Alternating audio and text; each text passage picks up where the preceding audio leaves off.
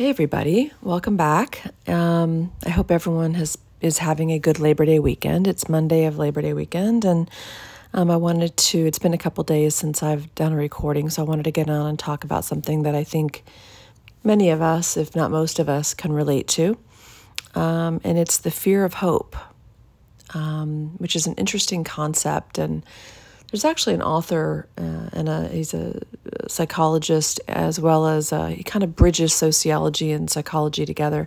His name is Ross Ellenhorn. He's actually written a book about change and the 10 reasons why people don't change. And he's kind of focusing on mental health. And I've looked at that, and I think there's several things in it that kind of apply to us. Not all of it, but enough to where I thought it was an interesting concept, and certainly one I can relate to. And it's kind of a timely day. It's Monday of Labor Day weekend. And I actually had a rough week last week, but was able to get in to see family on Friday and was with family all day Friday, all day Saturday, all day yesterday, and for the morning of today. And had a really big window, whatever we want to call it. I was able to really, be engaged and feel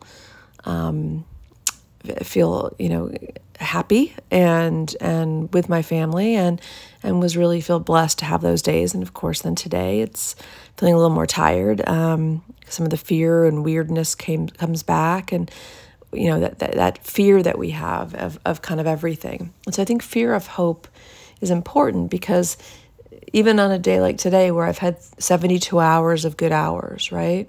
And then it kind of comes away, it kind of pulls away, like the tide goes out, and I don't have access to that part of me that was feeling as good.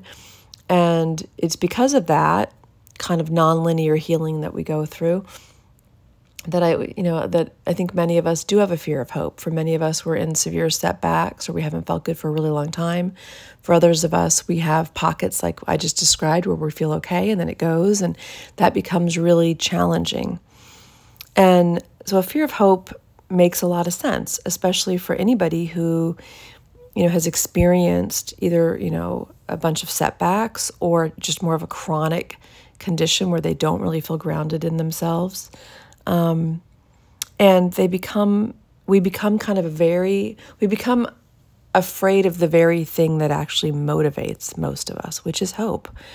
And we do this, why? Because I think we're trying to protect ourselves in some ways. We're trying to protect other people. But I'm going to go through, Ross Ellenhorn talks about kind of 10 different reasons that we don't change when we're dealing with kind of mental health issues. And again, not all are applicable, so I'm not going to go through all 10, but I am going to go through a few that I think make sense as it relates to bind and benzodiazepine withdrawal. And one thing that we can think about is,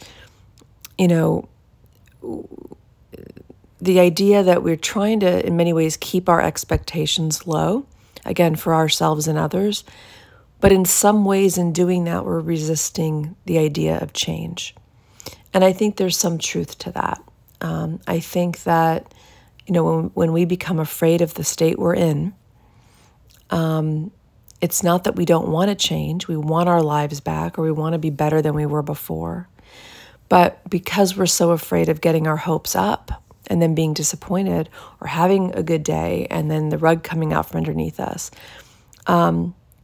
we learn to kind of keep our expectations low. And in doing that, I think there's a disadvantage and we've got to find that middle ground, right? Where we don't have these unrealistic expectations, but we don't keep expectations so low that we don't believe we're going to heal, that we're not open to the changes that might be able to happen in our lives. Again, I think that we keep expectations low, like I said, not just for ourselves, but also for the people that love us, because, to show up well one day and then the next day feel like you can't leave your house, in no world does that make sense to too many people. Okay, so it's almost like we want to keep our expectations low of ourselves and for others, because we don't want to disappoint. We don't want to be any more disbelieved than we already are. And like I said, I was at a high school football game on Friday. I was at a barbecue on Sunday. I was, helping move furniture around my parents' high rise for hours on a Saturday. I was engaged playing basketball with the kids. I was throwing the football in the pool. I was doing all these things, right? So it would make no sense then that today, Monday, I feel creepy. I feel scared. I feel like I want to kind of just be alone and retreat. I have weird thoughts and feelings and sensations. Doesn't make any sense, right? Nobody looking at me on Friday, Saturday, or Sunday would be able to make sense of what I feel like today.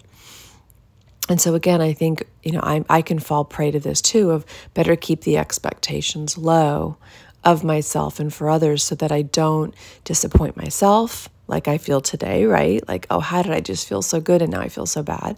Or I confuse other people and make it even harder for them to understand or believe what's really going on.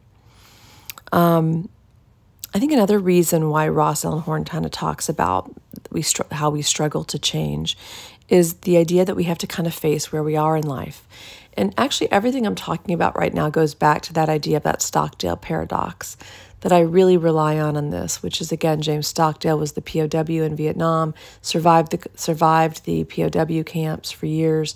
And when he came out, they asked why and how he survived, and so many of his comrades didn't. And again, he said, I didn't say things like I'm going to be well by Christmas, or I'm going to be home by Christmas, I'm going to be free by Easter. He would say, I know I'm going to be free, but today's not that day, or today doesn't seem like it's going to be that day. It may not be tomorrow, one day. And so he would have this hope, this measured hope, along with radical acceptance of his current situation. And I think that's the other piece to this that we have to have in order to maintain hope, is what's expected of us to be able to maintain some normal measured hope is the radical acceptance of the state we're in, which, by the way, part of our problem is we're afraid of the state we're in. We're afraid of our minds. We're afraid of the sensations we have. We're afraid of our bodies. We're afraid of our thoughts. We're afraid of our feelings. We're afraid of what's happened to our lives. And as a result of that, we are not okay with the state we are in. We are not willing to radically accept where we are. We're constantly fighting it, okay? We're fighting it by trying to flee it, by trying to rationalize it away, by trying to seek constant reassurance, by beating ourselves up, by remaining angry, remaining resentful, all the kinds of things that are normal, human, but they're not necessarily helpful. And one of the other things that is required if you're going to be operating from a place of measured hope is being able to take small incremental steps. And this is critical for us in healing. And those small incremental steps look different for each of us. They could be, you've gotten afraid of leaving your home. And so you start taking very small measured steps to begin to expand outside of your comfort zone, right? But the problem is what happens is when we've had so many setbacks or we've been so beat down by this, is that with each one of those steps, it's almost like a painful reminder of how far we've fallen. And so, for me, the problem is that I'm not necessarily afraid to leave my house. I kind of take me where I go, right? So the call's coming from inside the house, meaning, I don't feel worse when I leave the house. I feel if it's a bad day, I feel just as bad sitting in my room. But taking any small incremental step and then feeling that struggle, right, is a reminder of how far we've fallen or how far we have to go, and we can get very disillusioned. Okay. The other piece kind of is this idea of being accountable for kind of what's next. And in this nonlinear healing process, we can't. And that kind of goes back to what I was saying before. If my family were to watch me this weekend, go to a high school football game, work on a move for my parents, playing basketball outside, having a picnic, and then they were to look at me today as I'm kind of wanting to kind of stare at a wall or feel kind of stuck in my skin, kind of frozen in fear, it doesn't make any sense. And so this idea of what's next, this idea that we would build on the small incremental moves that we make, is very challenging because, again, we're dealing with a nonlinear process. I still believe that that small incremental shifts are key in this when we can make them. And if we can find things that kind of click us into gear. So it doesn't always work, but a lot of times when I'm around, like the kids in my family, something will move back into gear and I'll remember. It's like muscle memory. I'll remember what it was like to be Aunt Jen. And whether I can do it for 5 minutes or an hour or a weekend, a lot of times I will click back into that muscle memory of Aunt Jen. Whereas if I stay locked in my room and I'm afraid of my mind and I'm afraid of how disconnected I feel, I'm afraid of my thoughts, I'm afraid of how I feel, I can move further and further away from that reality of Aunt Jen, and I move further and further away from that gear. And so I'm not saying it works every time, and I know we're all in different places with what we're dealing with on a mental, emotional, physical, cognitive basis. But again, for each of us to begin to think about, and this is where I think working with a coach or somebody that knows what they're doing with this, because it's so different for each of us. What does a small incremental step mean for me versus somebody else? Fundamentally different. There's not a formula. And then I think another piece that keeps us in this fear of hope is this, and Ross Hellenor talked about this as well. He talked about an existential aloneness, that people maybe who've had a lot of setbacks or a lot of problems in their lives, or for us, we've been in a long situation with bind or benzo withdrawal, is this, this idea that we are the author for our lives, okay? But what happens for us goes even deeper than that, I think. And I talked about this in previous videos where I talk about, we are often lacking mirroring and twinship, finding people that are like us and finding people that can validate us and be like, yeah, I know exactly what's happening for you. Or I know a lot of people that have been through this and have gotten to the other side. We're searching for those success stories in Benzo Buddies and on the Facebook groups. We're trying to find the people that have come before us and we're latching on to those stories. But there is an existential aloneness in this, for sure. And I think almost everybody I speak to talks about this, whether that's your family not believing you, the medical establishment or mental health establishment not believing you, whether that's being believed and just simply nobody having any answers for us, or it's being believed not having any answers and still at the end of the day, it's our dark night of the soul, right? Like nobody can go through that with us. I have people that love me, but nobody can walk this walk with me. Nobody can, when I get intrusive thoughts or I get irrational fears or I get hit with, that kind of internal agitation where I want to birth the Hulk or I can't sit still or my thoughts are racing or whatever it is, no matter how much people might love me, nobody can do it for me. And there's nothing that I can take that I have found that can make it better. I just have to go through it alone. And so there is this existential aloneness. And so I was just thinking about this idea of this fear of hope. We have fear of so many things in this. And a fear of hope is one of them. And I think this is something that we might have to talk more about because for me, I want to tackle this because I feel like maybe I have more agency and capacity to make a change here than in other things, that if I can use that Stockdale Paradox, where I'm using radical acceptance of my current situation as it is, I'm not fighting it, I'm not trying to make it different, I'm not wishing it away, I'm not meditating it away, I'm not praying it away, I'm not exercising it away, I'm not medicating it away. I am accepting that my central nervous system is in a state, it is on fire, it is lit up, it is injured, and I have to radically accept the state of my nervous system and my brain. And while I'm radically accepting that, I'm also holding out some measured hope that I know I will heal one day. Today is not that day. This weekend, even when I felt good, I knew it wasn't. I knew it wasn't for good.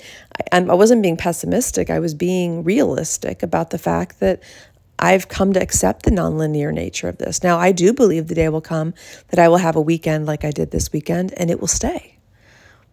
But it's not there yet. I'm not there yet. But even with that radical acceptance and that measured hope, I still was pretty devastated today when I woke up and felt the way that I felt. And even though I was kind of prepared for it, and I knew it's okay, enjoy what you've got for as long as you've got. If that great feeling, or that, I shouldn't say it was a great feeling, but I felt integrated, I felt safe, I didn't feel crazy. And if you can build on that, great. If that had lasted 2 weeks, awesome. It lasted 72 hours. Okay, good enough. I'll take it. My God, I'll take it. But it didn't really help me not get so devastated when today the pieces weren't coming together. I was back to feeling like toothpicks and bubblegum. And so this fear of hope I can really relate to.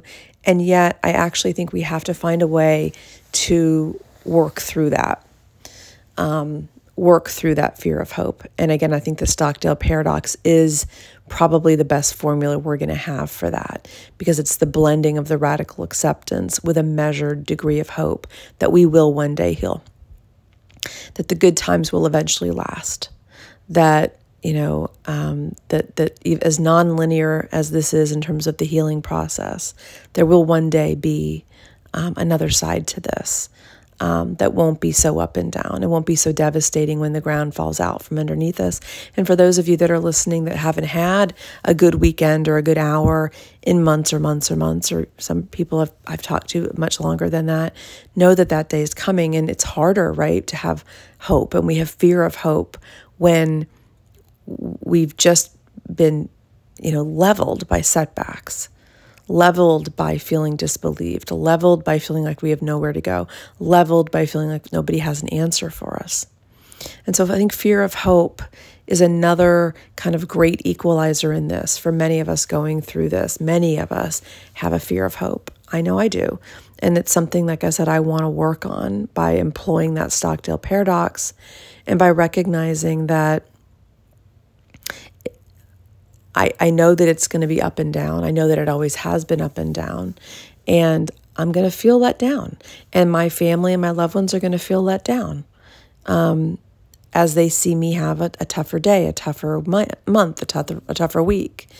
But fear of hope, I wanted to speak of this because, again, I'm always looking for the places that we can come together and learn from our experience, look at the parts of our experience that are kind of more common and pervasive, where there's a togetherness in it, but we don't have to get stuck in a sense of hopelessness, okay? By being afraid of hope. It's reasonable that we're afraid of hope, okay? It's reasonable, it's to be expected in many ways, but in some ways I think we have to look at how we can begin to address this, to begin to move forward, and to begin to take, again, small incremental steps where we can, and record those wins, record those moments, those minutes, those hours, those days. I need to record these last 72 hours, right? Because they existed. My brain got it right for a little while until it went off the rails again. And so I have to believe if it can get it right for a minute, for a day, for 3 days, for 5 hours, it can get it right eventually. And it's going to, for each of us, in our own time, in our own way. But I think fear of hope is an important thing for each of us to consider and really think about. And I think how it ties into resistance to change. And again, I don't think any of us, I haven't met one person in this is like, I don't want to get better. That's not it. This is not about consciously saying, I don't want things to change. That's not it. We're frozen to the stick a lot of the time. We're afraid to move. We're afraid it's going to get worse. We're afraid the ground's going to open up and swallow us whole. And so in some ways I know for me, that's absolutely what happens. And so I will literally get frozen to the stick. I'm not kidding. I've explained in here before that so much of my time is spent feeling like one of those guards outside of Buckingham Palace, just standing straight and erect, afraid to move, afraid to go left, right, do anything. And I know the guards aren't, but my point is like they're kind of standing there frozen, emotionless. You can't get them to smile or grin or frown. They just stand there. And that's, when I'm having a bad day, That's my state, is of this very kind of like deer in the headlights, frozen kind of better not move. I'm afraid if I, move to the left, move to the right, try to run an errand, I'm going to think a weird thought. I'm going to have a panic attack. I'm going to have whatever it is. Panic attacks really aren't my thing, but fear, thoughts, strange thoughts, feeling sensations, all the different things that crop up for us. And so we've got to, again, find, how do we have hope in this? And again, I think the Stockdale Paradox is, for me, the best guide for how to engage kind of our dual reality, which is that what we're in right now, the state that we are in right now, while holding on to the fact that that reality is not going to always be the case. It wasn't always the case, and it will not always be the case. And so, again, for me, I just was thinking about this today and thought fear of hope makes sense. It's relevant. It's timely. I think most of us can relate. And again, that paradox of, I know we are going to heal. Today may not be that day. In fact, it doesn't look like it's going to be that day. Tomorrow may not be that day either. Next week may not be next week, right? But I know it's going to happen. And so until it does, I'm going to take each day with all of its accordant symptoms, all of its sensations, feelings, and thoughts. And I'm going to do my best to not add fear to fear. I'm going to do my best to take it as it comes, to know what it is. That's the other thing we have going for us, is we know what it is, guys. Those of you that are listening to these messages are, in a weird way, we're better off than a lot of people out there in the world who have yet to figure out what the hell has happened to them. They're still on the hamster wheel trying out 10 different medications or running into hospitals or not. They haven't figured out what's gone on with them. And so in a weird way, I don't want to say we're the lucky ones, but we're a step ahead of a lot of people in that we've come to understand what's happened. So as we've come to understand, okay, I know what my reality is, and I know that I've got to stay vertical in breathing. I've got to accept these thoughts, feelings, and sensations, not add a whole lot of other bewilderment and fear to them. What is this? Oh my God. Why again? Not again. Oh my God. Am I going to make all the things we do? While we also hold out with the understanding and the reality in our bones that we will heal. So anyway, I hope this was helpful. It was timely for me today, and I thought it might be applicable to many of you.